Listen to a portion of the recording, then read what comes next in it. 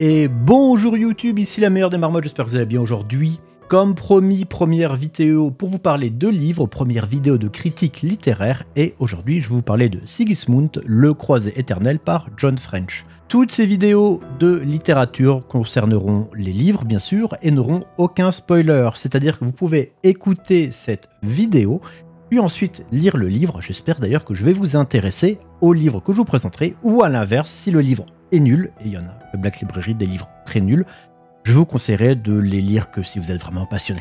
Bref, ici, du coup, John French, écrivain prolifique, extrêmement prolifique de la Black Library. Il a travaillé sur énormément de romans, je peux pas tout vous dire. Il a notamment travaillé sur la saga d'Ahriman, il a travaillé sur des romans du Siège de Terra, sur des romans de l'hérésie d'Horus. Pour moi, c'est un des deux meilleurs écrivains de Black Library, du coup de la maison d'édition Game Workshop, avec Annette. John, de son prénom, qui du coup fait Eisenhorn, qui a fait le fantôme de Goethe, et on reparlera fréquemment de lui, est extrêmement bon pour les scènes d'action et pour raconter des histoires qui ne s'insèrent pas dans un contexte historique précis. Là où pour John French, il connaît extrêmement bien l'univers et est très bon justement pour mettre en scène des personnages historiques très présents et très forts, que ce soit des Primarques ou d'autres. Ce livre s'inscrit donc dans la saga des personnages importants de l'hérésie d'Horus, donc du coup en dehors des 60 tomes de l'hérésie d'Horus, en dehors de la dizaine de tomes du Siège de Terra, on a deux sagas un petit peu éparses, une sur les Primarques et une du coup sur les personnages importants, où il y a notamment Luther, où il y a Valdor, où il y a Cypher. Cypher peut-être en français, je ne sais pas comment on doit le prononcer. Donc du coup, des personnages qui vont avoir un impact au niveau de la galaxie, de l'univers de Warhammer 40 000, mais qui n'ont pas le puissance, l'aura d'un des 18 Primarques. On est donc sur un format plutôt petit que les autres livres habituels d'ailleurs, excusez-moi, c'est d'ailleurs écrit en gros, ce qui fait qu'on est sur un volume vraiment très court et très facile à relire, il se lit en quelques heures. On est très loin des volumes de 600 pages, des fois l'hérésie d'Horus ou d'autres, où ça peut être écrit très petit ou du coup un peu costaud.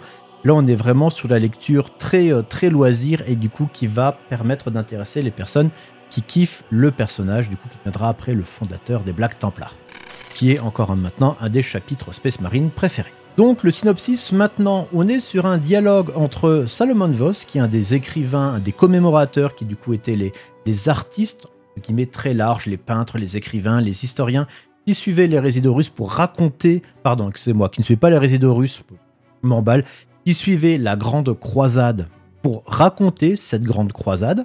Le livre se passe du coup sous forme de dialogue entre d'un côté Sigismund et de l'autre Salomon Voss.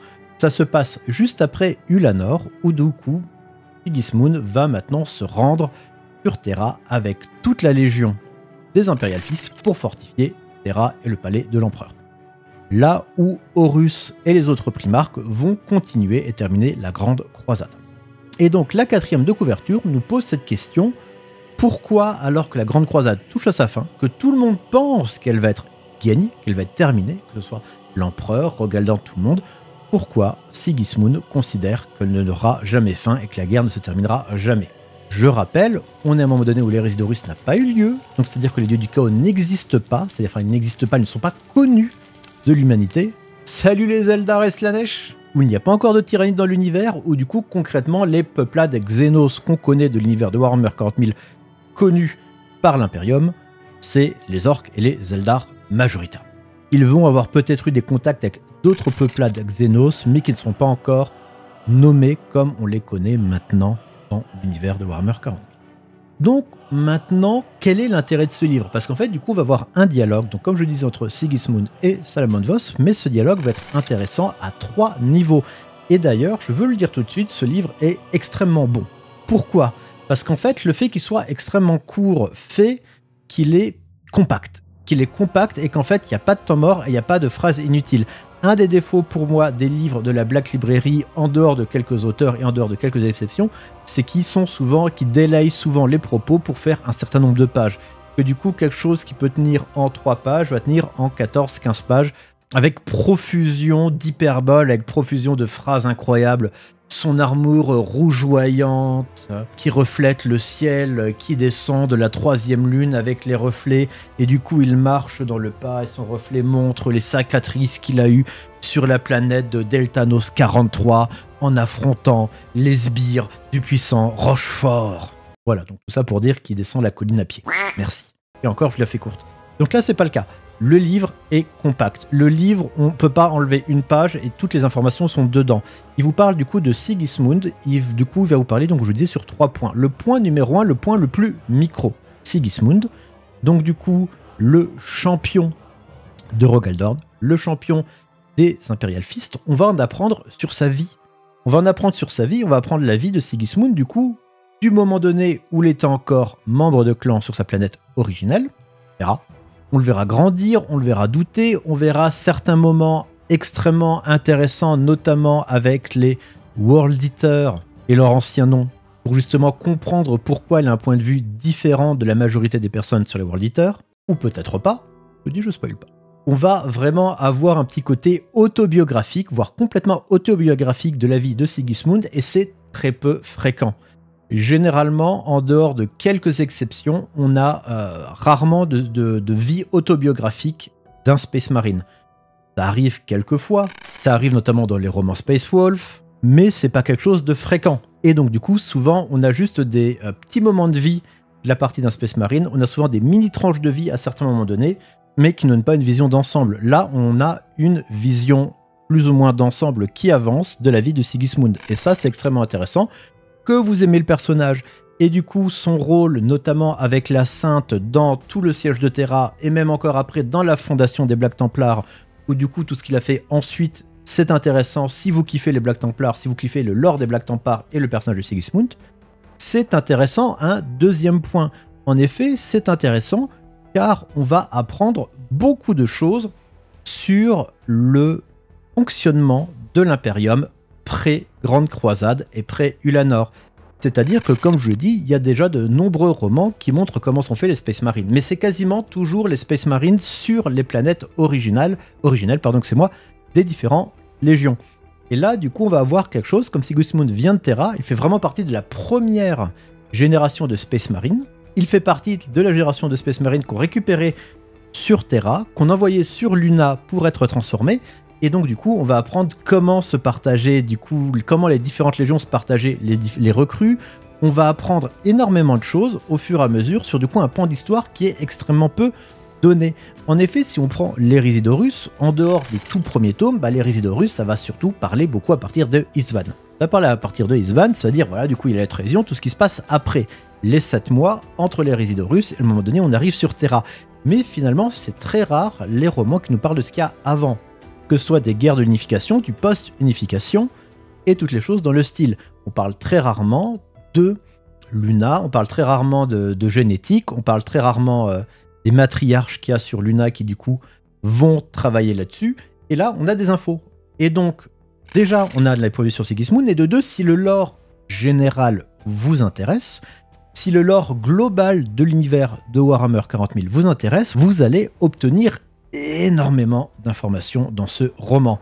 Et du coup, c'est pour ça qu'il est très très bon, parce qu'en fait, vous allez attendre beaucoup d'informations sur le roman durant la période pré-Ulanor. Et comme je dis, c'est quelque chose qui est extrêmement peu traité.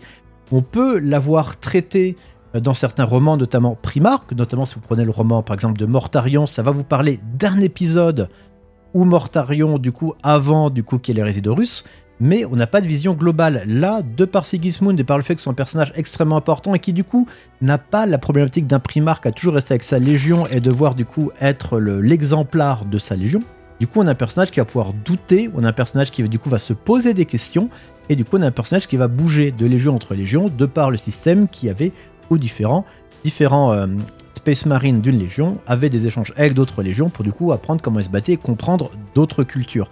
Et du coup, c'est très intéressant parce que on est loin de l'idée du Space Marine, on est loin du bolt porn, comme on appelle ça Space Marine, où du coup, c'est des romans de 300 pages avec 200 pages de scènes d'action où on combat des orques qui est un petit peu similaire à l'autre. Ce qui est pour moi une critique qu'on trouve fréquemment et ce que je trouve extrêmement justifié dans les romans Black Library.